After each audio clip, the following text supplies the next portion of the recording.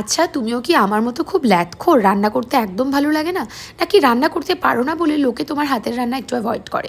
Problem যেটাই হোক না কেন, সলিউশন কিন্তু আজকের ভিডিওতে পাবে। একটা কুইক অ্যান্ড টেস্টি রেসিপি তোমাদের সঙ্গে শেয়ার করছি।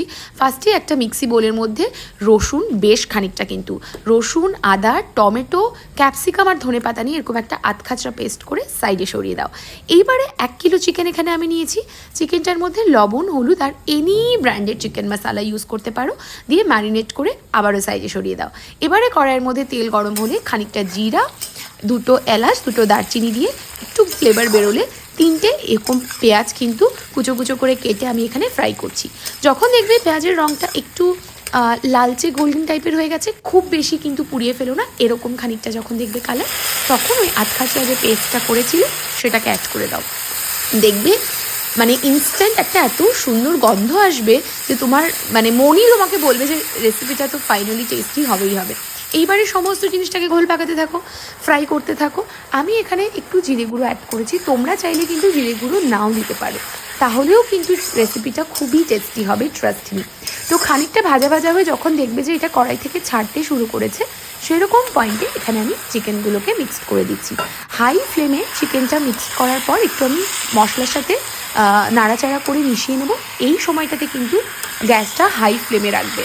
তারপরে গ্যাসটাকে কমিয়ে দিয়ে একটা ঢাকনা আমি এখানে দিয়ে দিয়েছিলাম। তো ঢাকনাটা তুলে 2 মিনিট অন্তর অন্তর তোমাকে ঢাকনাটা তুলে কিন্তু দেখতে হবে যে কতটা জল বেরোচ্ছে। এটাই কিন্তু জাস্ট রান্না, আর কিচ্ছু করার নেই। সব কিছু জগা খিচুড়ি করে বসিয়ে দিয়েছো, এইবারে শুধু 2 মিনিট অন্তর অন্তর ঢাকনাটা খুলে তোমাকে দেখতে হবে যে চিকেন থেকে কতটা জল বেরিয়েছে। চিকেন থেকে যে জলটা বেরোবে সেই জলেই কিন্তু চিকেনটা সেদ্ধ হবে এবং কষবে। তোমাকে এক্সট্রা কোনো জল বা কিচ্ছু দেওয়ার দরকার নেই। এমনকি আমি চিকেনটা ম্যারিনেট করার সময় লবণটা এমনভাবে দিয়েছিলাম যাতে রান্না চলাকালীন আমাকে কিন্তু কোনো এক্সট্রা লবণ আর আমি অ্যাড করিনি। এই জিনিসটা যদিও আমার বাবার থেকে শেখা। বরাবর ছোটো থেকে দেখেছি বাবা যখন চিকেন ম্যারিনেট করতো, তো তখন কিন্তু লবণটা একদম মাপ মতো দিত। আমার বাবা চিকেন ম্যারিনেট করে দিত আর মা রান্না করতো, তো সেই জন্য বাবাকে দেখতাম লবণের মাপটা ম্যারিনেশনেই দিত, মাকে আর এক্সট্রা করে লবণ দিতে হতো না।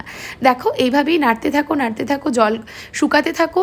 তুমি যতটা গ্রেভি চাও ঠিক ততটা গ্রেভি রেখে তুমি গ্যাসটাকে অফ করে দাও।